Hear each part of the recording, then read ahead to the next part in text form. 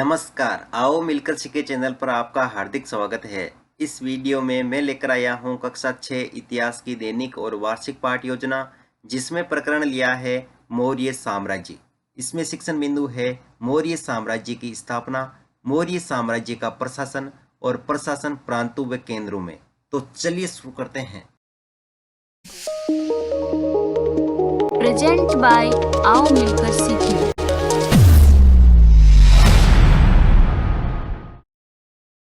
सर्वप्रथम लिखेंगे विद्यालय का नाम, जहां पर आप ये लेसन प्रस्तुत करेंगे। कक्षा 6 विषय इतिहास प्रकरण मौर्य साम्राज्य। यहाँ पर दिनांक, कालांश और समयावधि 30 मिनट। फिर टेबल बना करके एक तरफ लिखेंगे शिक्षण उद्देश्य, दूसरी तरफ अपेक्षित व्यवहारगत परिवर्तन। शिक्षण उद्देश्य में पहला लिखेंगे ज्ञानात्मक। इसमें लिखना है विद्यार्थी मौर्य साम्राज्य की स्थापना व प्रशासन का प्रत्यास्मरण कर सकेंगे। विद्यार्थी मौर्य साम्राज्य की स्थापना व प्रशासन का प्रत्याविज्ञान कर सकेंगे। अवबोधात्मक, विद्यार्थी मौर्य साम्राज्य की स्थापना व प्रशासन में अंतर स्पष्ट कर सकेंगे। विद्यार्थी मौर्य साम्राज्य की स्थापना व प्रशासन को स्पष्ट कर सकेंगे। ज्ञानोपयोग, विद्यार्थी मौर्य साम्राज्य की स्थापना तथा प्रशासन के संबंध में सीखे गए ज्ञान का अपने भावी जीवन में आवश्यकता अनुसार उपयोग कर सकेंगे। विद्यार्थी मौर्य साम्राज्य की स्थापना व प्रशासन से संबंधित गतिविधियों में सामान्यीकरण कर सकेंगे। फिर एक कौशल इसमें लिखेंगे विद्यार्थी भारत के मानचित्र में मौर्य साम्राज्य को अंकित करने की कुशलता का विकास कर सकेंगे। विद्यार्थी मौर्य साम्राज्य की स्थापना व प्रशासन से संबंधित गतिविधियों को तालिका बनाकर प्रदर्शित कर सकेंगे। अभिरुचि, विद्यार्थी मौर्य साम्राज्य की स्थापना व प्रशासन के अध्ययन में रुचि ले सकेंगे। विद्यार्थी मौर्य साम्राज्य की स्थापना व प्रशासन से संबंधित घटनाओं पर आपसी विचार विमर्श करने में रुचि ले सकेंगे। फिर है अभिवृत्ति, जिसमें लिखेंगे विद्यार्थी मौर्य साम्राज्य की स्थापना व प्रशासन के प्रति सकारात्मक दृष्टिकोण की भावना का विकास कर सकेंगे। विद्यार्थी मौर्य साम्राज्य की स्थापना व प्रशासन के प्रति समीक्षात्मक दृष्टिकोण का निर्वाह कर सकेंगे। शिक्षण सहायक सामग्री, लपेट फलक, श्यामपट, चौक, डस्टर, संकेतक एवं अन्य कक्षा उपयोगी शिक्षण सहायक सामग्री। पूर्व ज्ञान, विद्यार्थी मौर्य साम्राज्य के बारे में सामान्य जानकारी रखते हैं। फिर है प्रस्तावना प्रश्न, जिसमें टेबल बना करके लिखेंगे छात्राध्यापक क्रियाएं, दूसरी तरफ विद्यार्थी क्रियाएं। अगर आप छात्राध्यापिका हैं तो जहां पर भी छात्राध्यापक लिखा है उसकी जगह आप छात्राध्यापिका लिखेंगे। इसमें फर्स्ट क्वेश्चन, महाजनपदों की शासन व्यवस्था कैसी थी? राजतंत्रात्मक। राजतंत्र में प्रमुख कौन होता है? राजा। मगध के प्रमुख राजा कौन कौन हुए? बिंबिसार, अजातशत्रु, महापद्मनंद। महापद्मनंद किस वंश के शासक थे? नंद वंश के। नंद वंश के पश्चात किस साम्राज्य का उदय हुआ? मौर्य साम्राज्य का। मौर्य साम्राज्य के बारे में आप क्या जानते हैं? समस्यात्मक प्रश्न। उद्देश्य कथन में लिखेंगे आज हम मौर्य साम्राज्य के बारे में विस्तृत अध्ययन करेंगे। फिर है प्रस्तुतिकरण, जिसमें टेबल बना करके लिखेंगे शिक्षण बिंदु, छात्राध्यापक क्रियाएं, विद्यार्थी क्रियाएं, विधि प्रविधि और श्यामपट सार। शिक्षण बिंदु में पहला लिखेंगे मौर्य साम्राज्य की स्थापना। इसमें विकासात्मक प्रश्न में फर्स्ट क्वेश्चन, नंद वंश को नष्ट किसने किया था? चंद्रगुप्त मौर्य ने। चंद्रगुप्त मौर्य किस वंश का शासक था? मौर्य साम्राज्य का। मौर्य साम्राज्य की स्थापना के बारे में आप क्या जानते हैं? निरुत्तर विधि में प्रश्नोत्तर विधि। फिर है छात्राध्यापक कथन, जिसमें लिखेंगे प्राचीन भारत के इतिहास में मौर्य काल का महत्वपूर्ण स्थान था। मौर्य काल चतुर्थ शताब्दी ईस्वी पूर्व से द्वितीय शताब्दी तक रहा था। इसका शासक चंद्रगुप्त मौर्य था, जिसके गुरु आचार्य चाणक्य थे। चंद्रगुप्त मौर्य ने लगभग 2300 साल पहले मौर्य साम्राज्य की स्थापना की थी।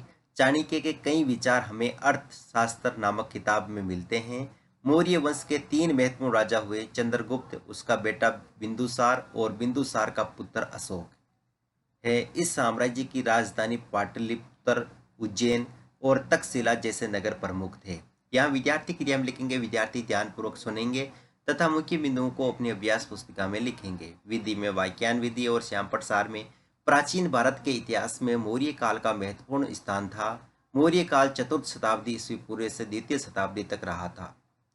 फिर यहाँ पर है बोध प्रश्न। इसमें फर्स्ट क्वेश्चन, मौर्य काल का शासन कब तक रहा था? चतुर्थ शताब्दी ईस्वी पूर्व से द्वितीय शताब्दी तक। अगला क्वेश्चन है चंद्रगुप्त का पुत्र कौन था? बिंदुसार। विधि में प्रश्नोत्तर विधि।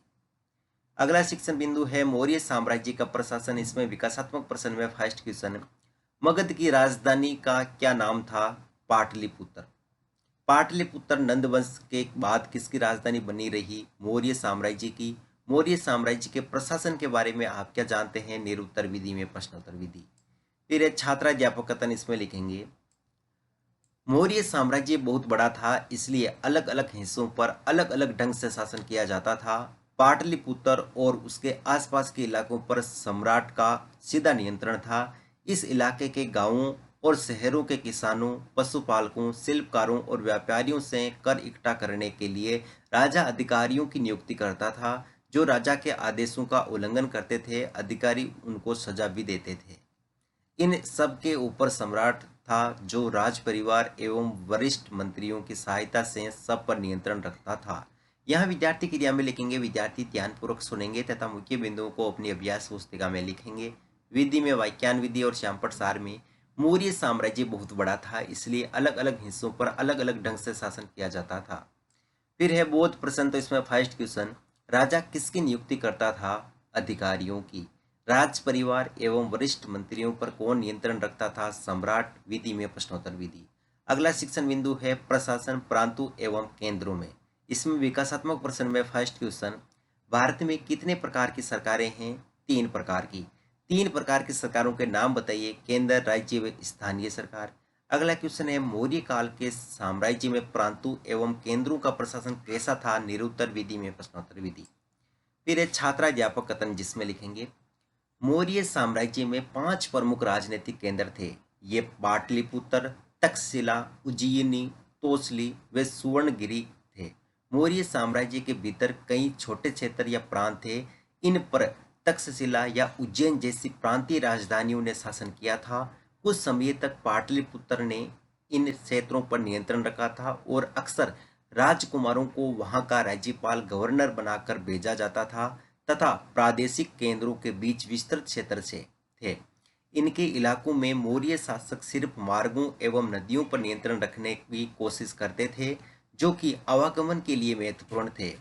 अर्थशास्त्र में लिखा है कि उत्तर पश्चिम कंबल के लिए और दक्षिण भारत सोने और कीमती पत्थरों के लिए प्रसिद्ध था। यहाँ विद्यार्थी क्रिया में लिखेंगे, विद्यार्थी ध्यानपूर्वक सुनेंगे तथा मुख्य बिंदुओं को अपनी अभ्यास पुस्तिका में लिखेंगे। विधि में वाक्यान विधि और श्यामपट सार में मौर्य साम्राज्य में 5 प्रमुख राजनीतिक केंद्र थे। ये पाटलिपुत्र, तक्षशिला, उज्जयिनी, तोसली व सुवर्णगिरी थे। फिर है बोध प्रश्न, इसमें फर्स्ट क्वेश्चन, मौर्य साम्राज्य की किन प्रांतीय राजधानियों ने शासन किया था, तक्षशिला, उज्जैन आदि। अगला क्वेश्चन है प्रादेशिक केंद्रों पर किसका शासन था, मौर्य साम्राज्य का। विधि में प्रश्नोत्तर विधि। फिर है मूल्यांकन प्रश्न, इसमें फर्स्ट क्वेश्चन, निम्नलिखित में से बिंदुसार का पुत्र है चंद्रगुप्त, अशोक, कौटिल्य और चाणक्य। अगला क्वेश्चन है मौर्य साम्राज्य की स्थापना ने की थी, अशोक या चंद्रगुप्त। प्रादेशिक केंद्रों के इलाकों में मौर्य शासक सिर्फ मार्गों एवं नदियों पर नियंत्रण रखते थे, सत्य या असत्य। मौर्य वंश में कितने महत्वपूर्ण राजा हुए थे। मौर्य साम्राज्य के प्रमुख राजनीतिक केंद्रों के नाम बताइए।